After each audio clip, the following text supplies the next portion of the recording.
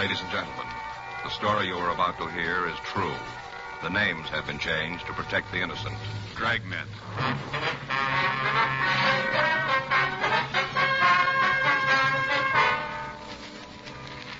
You're a detective sergeant. You're assigned to hit-and-run felony detail. A young woman has been run down and seriously injured. The driver of the car has fled from the scene. Your job, find him. It was Tuesday, April 7th. It was cold in Los Angeles. We were working the day watch out of traffic bureau, hit-and-run felony detail. My partner's Frank Smith. The boss is Captain Calfee. My name's Friday. We were on our way out from the office, and it was 8:40 a.m. when we got to 1784 Byram Street. Front door. Better try it again, huh? Wait a minute. Sounds like somebody coming. Yeah? Something you want? Miss Hunter? That's right. What do you want? Police officers, we'd like to talk to you.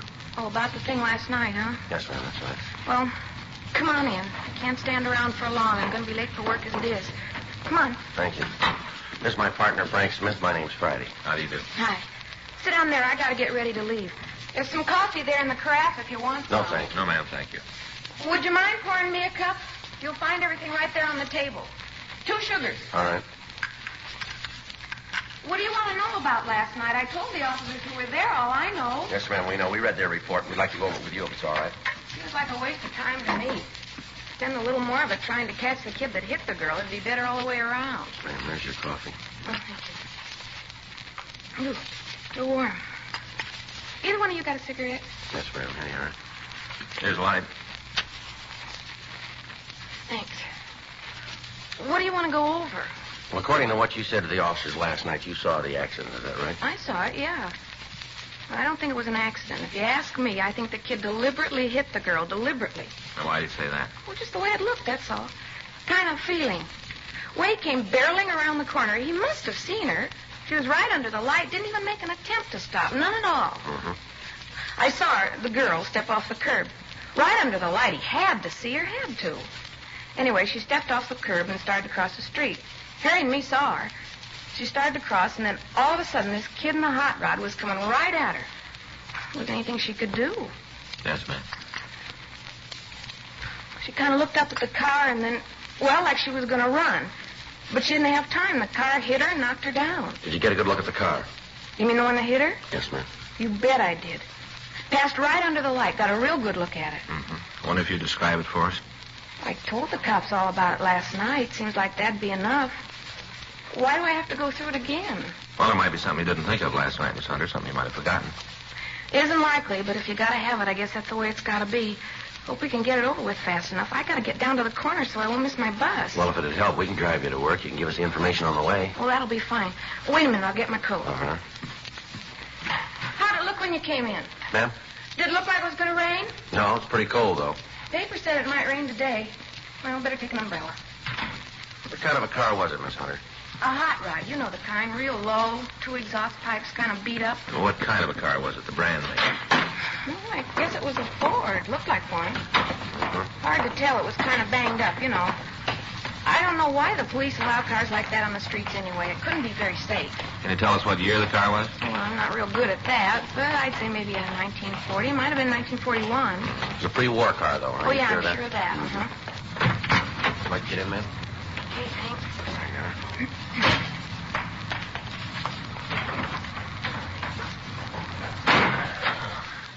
Where can we drop you, ma'am? Well, near First and Broadway will be fine, just on the corner there. Okay. Miss Hunter, was there anything about the car that'd make it easier to identify? Not especially. Black Ford, all beat up. I'm sure I'd know it if I saw it again, any place. Did you get a good look at the driver of the car? No, not too good. All I could see was that he was a kid, you know, maybe 19, 20 years old. Uh-huh. Sure like to see you get that kid. Is the girl all right? She looked pretty bad last night. Oh, she's still in a critical condition. Doctors aren't sure yet whether she'll be all right. Sure hope she is. Have you talked to her? No, we haven't. Not yet. A terrible thing. Kids like that running around in hot rods, barreling around the city. Person's not safe on the streets anymore. Well, just because a car's got twin tailpipes, Miss Hunter, doesn't have to be a hot rod. Well, this one was. Even had the little sort of license plate hanging down from the back bumper. You mean a state license plate? No, one of those with a club name on it. You know the kind. There's not a notation of that on the report that we remember. I guess I forgot all the excitement and all. I must have forgot. Well, did you see the name on that plate? Yeah. Not real good, but I saw it. Think you can remember it? Not all of it. The last part was wheels. Something wheels. 2 words. You're pretty sure of that, are you? Yeah, wheels. That's the word I saw. I didn't remember it last night. Guess it didn't seem important then. Must be a lot of cars that have those plates on them all over town. Yes, we know. Don't seem like it's going to help much. A lot of cars with those plates on them. Lots of them. Yes, ma'am. Even if you do find the kid with one of them, how are you going to know if he's the right one? Well, it's not going to be too hard. Huh? His car will tell us. According to the report, an automobile driven by one male occupant had struck a woman while she crossed the intersection of Olympic Boulevard and Connecticut Street the night before. When the ambulance arrived at the scene, the victim, who was identified as Mrs. Helen Chapman, was unconscious and was removed to Georgia Street Receiving Hospital for emergency treatment. Members of the crime lab had arrived at the scene and gathered what physical evidence they could find. All citizens in the vicinity were interrogated and their statements were taken. Photographs of the coroner were made and held for evidence. Because of the hit-and-run aspect of the case, Frank and I had been assigned to investigate it. At 1:14 p.m., we drove over to Georgia Street Receiving Hospital to talk to the attending physician, Dr. Sebastian. He said the patient's condition was so critical that she couldn't be moved to her own hospital. He told us that the victim hadn't recovered consciousness to the point where she could be questioned. He went on to tell us that she'd been administered serum albumin to counteract shock. He listed her injuries for us. Compound fractures of the femur, rib fractures, and associated internal injuries, including a punctured lung and brain concussion. It was not expected that she'd live. Frank and I left the doctor and walked down the hall. In the waiting room, we met a tall, thin man who looked as if he hadn't slept in several days. On the floor in front of him was a small pile of half-smoked cigarettes. He identified himself as the victim's husband, Carl Chapman. I don't know. I came home from work. They told me about it. I didn't even know. Didn't they try to call you at work? No, I guess they called the house. There wasn't anybody home. I just walked up to the door, and there was a note telling me to call her. Didn't even know about Helen. I see. You like a cigarette, Chapman? Thanks.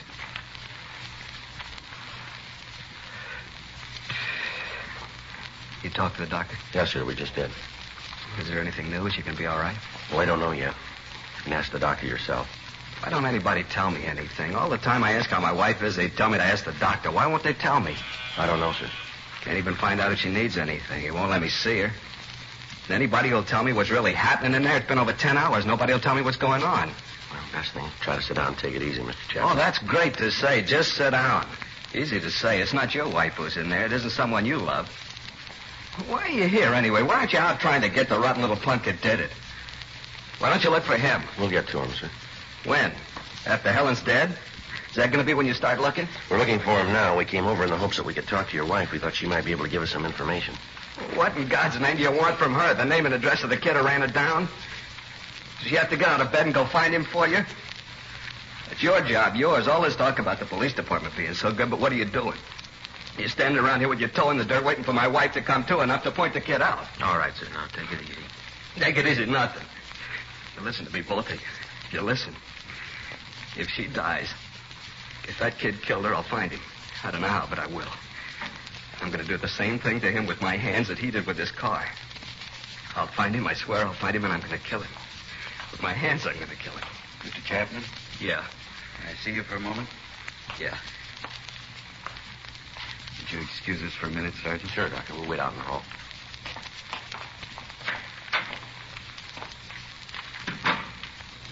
A rough one in there. Yeah. Wonder what's going on in there. I don't know. Better call the skipper. Tell him about that plate on the car. Get a broadcast out on it. Check the phone book for the address of the National Hot Rod Association. Better talk with them, huh? They might have something for us on the club. Right. You better start, cop. You better find him fast because I'm looking too. You ought to go home and get some sleep, Mr. Chapman. You're all worn out. I'm not going to get any sleep until I catch that kid. Until I catch that kid. How is the girl? She's dead. Both of them are. Both of them? Yeah. She's going to have a baby in a couple of months.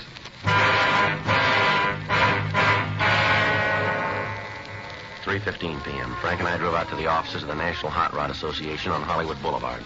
We met with Bud Coons and Wally Parks. They checked their records for clubs with the last name Wheels. There were 3 in their files. 2 were in the eastern part of the United States, and one was listed as having headquarters in Alhambra, California. We obtained the name and address of the president of the club, and we drove out to see him. We found him in the garage behind the house working on a 1941 Ford. We introduced ourselves, and he asked us to sit down. What do you want to see me about? We understand that you're the president of the Square Wheel, is that right? Yeah, that's right. Why? How many members do you have in the club? 18. 18 actives. There's a couple of guys in the service. What's this all about, anyway? How come the questions? All your members have the metal plates with the club name on their car? Yeah. You get them when they pay the initiation fee. Why? Anybody else have them? Not legally. What do you mean? Well, a couple of them out have been stolen from members. Any of the fellows in the club drive a black pre-war Ford? Yeah, I guess we got about 5 of them. I got one myself, as a matter of fact. Listen, why can't you tell me what this is all about? Figure if I knew what you wanted, I could help you out. Well, a woman was run down by a hot rod last night. One of the witnesses saw a plate on the car that might have been from your club. No kidding. That's the way we got it. What did it look like? Well, they say it had twin pipes, pretty well beat up, white sidewall tires. It's not one of ours, then. You sound pretty sure. What about the plate? Well, I told you, we've had a couple of them stolen. Must have been one of them. Well, how come you're so sure it wasn't one of your members? Oh, I know the cars in the club. There isn't a yo-yo in the bunch. What's a yo-yo? Oh, yeah, you know, a shot rod, junk heap. Oh, I see. I don't know. Seems like every time there's any trouble with a car over 5 years old, it's a hot rod. Sure not fair. That's so. Yeah. Hey, come here, I'll show you. Now, take a look at that. I've been working on it for 3 years. Got over $1,200 in it. Take a look at it. It's a lot of motor. Yeah, it's a good car, but what's it prove? The car that ran that woman down wasn't a hot rod. Well, how do you figure that? Well, you said it was a wreck, didn't you? That's right. We haven't got a wreck that's allowed on the streets in this club. I don't know a legal club that has a yo-yo in it. We got a safety check every month. Any car that isn't safe has to be fixed or the guy's out. A lot of clubs operate that way. Yeah, we know. Our kids build rods for 2 reasons. Because they want the cars to run better, be more efficient, or else they want something a little different than you can buy in a showroom. Yeah, well, all this sounds good, but a woman was killed last night by a kid driving a hopped-up car of some kind. Maybe it had twin pipes, a loud muffler, but I'll give you odds from here to Bonneville that it wasn't a hot rod. I know how guys feel. Every kid on the wheel in a second-hand car is a potential killer. The way the papers pictures, we just roam around looking for somebody to run over. That's not true. You check the records. I think you'll find that the ratio between tickets given out to members of hot rod and good. Getting up like a year and a half. The one before that was for overtime parking. Oh, I'm sorry, fellas. That car last night wasn't one of our guys, and you can bet he wasn't a hot rodder either. You got any way of knowing who could have gotten the plaque? Well, not right off, but we'll find him. How? There's only so many streets in Los Angeles. We'll find him. Guys like that make things rough on the clean drivers in this town. We'll find him for you. Well, we'll appreciate any help you can give us on this, but it's police business. If you find him, give us a call right away. Don't worry, we will. How do I get in touch with you? We'll leave you one of our cards. Anytime. You call us. All right. I'll get on the phone and get the fellows rounded up. If you turn it all the way, take out. One eight. Shoot. Well, when's that? 6:40 p.m. Frank and I got back to the office. During the afternoon, the broadcast on the car had gone over the state wire, and every police officer in the state of California was looking for the hit-and-run car. When we checked with communications, it was our broadcast. 7:15 p.m. We put in a call to Georgia Street Receiving Hospital, and we talked again to Dr. Sebastian. He told us that the victim's husband, Carl Chapman, had been placed under the care of his family doctor. And against check fell over until he 40. We met back in the squad room. Any word yet? No. Got a call from Al Gibbs. Hot Rod Club? Yeah. He says all the clubs in the area are looking for the car. They divided the city up in sections. Members are checking all the streets. No luck, though, huh? No, nothing. Well, they turned a couple of cars, but they don't check out. How'd you do? Pretty good. Got the report here. Uh-huh. I had a couple sandwiches sent in. Got your Swiss on rye. Good. In the bag there. Where's coffee? Right there, carton. Oh. The lab sure did a good job on this stuff here. Mm-hmm. Here's the scene. Victim was found 10 feet 4 inches from the northeast corner, 4 feet 8 inches from the north pedestrian crosswalk. That'd put it about here, wouldn't it? Yeah. They found particles of broken glass. Checked on him at the lighthouse. Left him. Got up. I looked at it. It's new. Any brand name? Yeah, but it's not going to help much. Distributed all over the country. Well, how about skid marks? Any sign of them? No, not the... Either the kid didn't have time to use them or else he didn't want to. They came up with this, though. Yeah, what's that? Well, some marks from a tire. Lee says he thinks they were made when the kid dug out to get away, spun the back wheels. Sure indicate that he didn't mean to stop at any time, huh? Well, that's the way Lee's got it figured. I got it. Yeah. Mm-hmm. Anybody there? No. No, keep it under surveillance. We'll be right out. Yeah. Don't burn it. Right. Bye. What do you got? Well, it's beginning to go our way, maybe. Huh? They found the car. During a route that the park and movement, upstate, it is on the Frank and I notified the crime lab of the find, and then we left the office and drove out to the location. We talked to the officers in the police car, and they told us that they hadn't seen anyone near them. We checked the registration and found that the registered owner was a Jack Moore. The white slip gave us an address in Hollywood. While the crime lab went over the car, we drove out to Moore's address to talk to him. He lived in a large house built in the mid-20s as a private residence. It had been converted into a boarding house. Frank covered the rear entrance. I rang the front doorbell.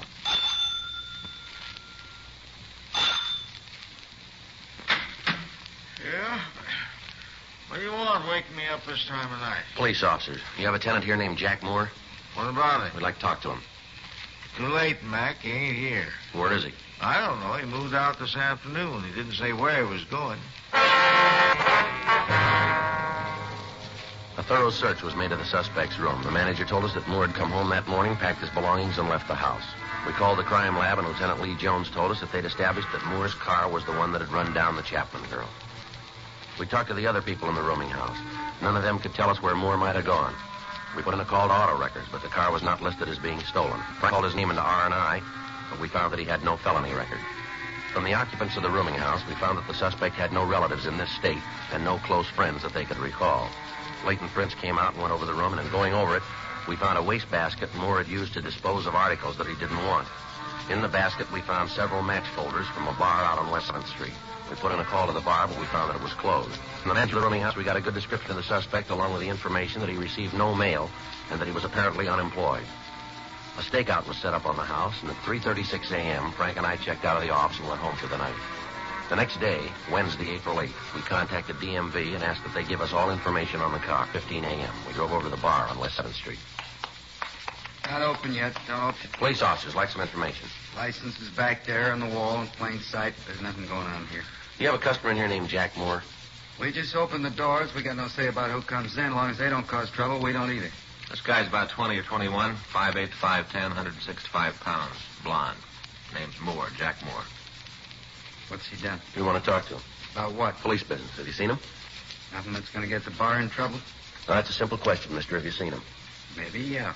You tell me what it's all about, I might be able to help you out. You're running out of time. Have you seen Jack Moore? Yep. When? Last night. Here? Yeah, he was in. Got liquored up. I tossed him out when we closed. Where is he now? You better ask him. I'm going to tell you once more. If you know where he is, you're going to save yourself a lot of time by cooperating with us. I run a clean place here. I don't want any trouble with the cops. My license is on the wall. I got no choice of the customers who come in here. I don't want to get mixed up in any. We're not calling it that way. That's the way it is. This is a clean place. That's not what the book says. You've been tabbed a couple of times for serving minors. You run B-girls. You haven't served straight liquor in here for a couple of years. Now we get me a wage. Oh, now look, fellas. I was just trying to take care of myself. You did. Get your coat. Isn't there some way we can work this thing out? I don't want any trouble. Where's Jack Moore? I try to run a clean place. A couple of times I've been... We've been over all that before. Now, where is he? I got him up at my place. You there now? I guess so. He got pretty loaded last night. Told me he didn't have any place to pad down. I took him home. What's the address? 1862 and a half Woodworth Court, room 14. All right, let's go. Yeah. And don't try to call him. I got no phone in the room. If he's done anything, I had no part in it. Just trying to help a friend out, that's all. Just help a friend out. Yeah, sure. You tell him that. How he got me in trouble, all because I tried to help him out. You just tell him. Yeah, we will. And tell him not to come around here anymore. Tell him to keep out. Tell him that, will you, for me? Tell him not to come back. Don't you worry about it. Hmm? He won't be back. We called the office, and another team of detectives came out to the bar to keep the bartender under surveillance in the event that he might try to contact the suspect. It took 5.5 minutes to drive to the Woodward Street address. It was a large building located at the end of a blind street. Room 14 was on the third floor in the front of the building.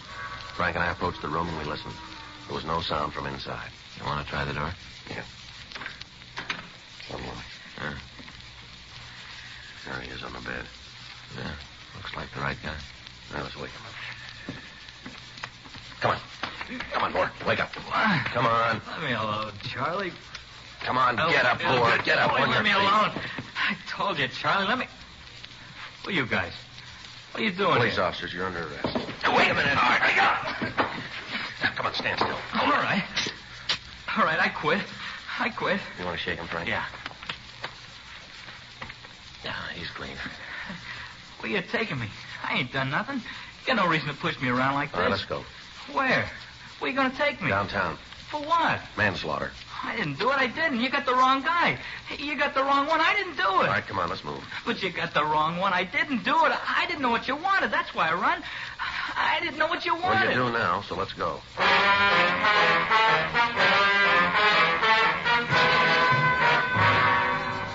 The suspect was taken to the squad room where he was questioned. He refused to admit any part in the crime.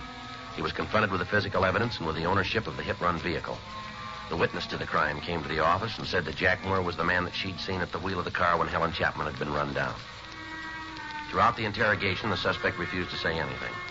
At 1:47 p.m., the door of the squad room opened and Carl Chapman came in. Where is he? I know he's here. I want to see him. All right, take it easy, I Chapman. heard you caught him. I want to see him. I want to tell him. Is that the kid? Are you the one? You the one who killed Helen? Well, answer me. All right, take it easy, Chapman. Is he the one? The evidence points that way, yeah. Please. I want you to do something for me. What's that? Go away. Out of here, please. We can't do that, Chapman. He's in custody. Please leave me alone with him. Come on, Chapman. You better wait outside. Now, just a minute. Listen to me, kid. When they put you in that cell, you get down on your knees and thank God that they found you before I did. You understand? You thank him, and every day you live, you thank him. You do that because I would have killed you. Take it easy, Chapman. My wife's dead because of him. You hear that? You killed her. They got laws to save people like you, but none for her. None for her and the baby. They didn't have any laws. None for them. All right, Chapman. Come on, take it easy. Frank? Come on, sir. Yeah.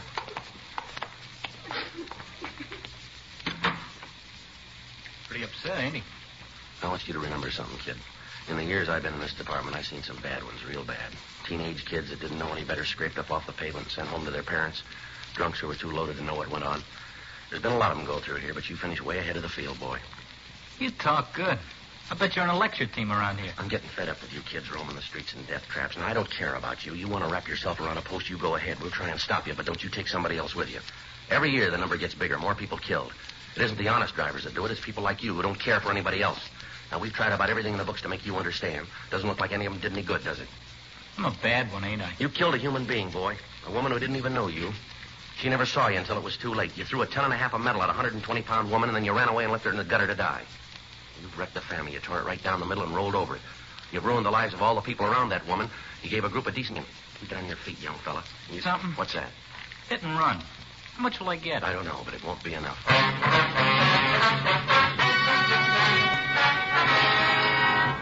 Jack Carlisle Moore was tried and found guilty of manslaughter, 1 count, and received sentence prescribed by law. State penitentiary for a period not to exceed 10 years.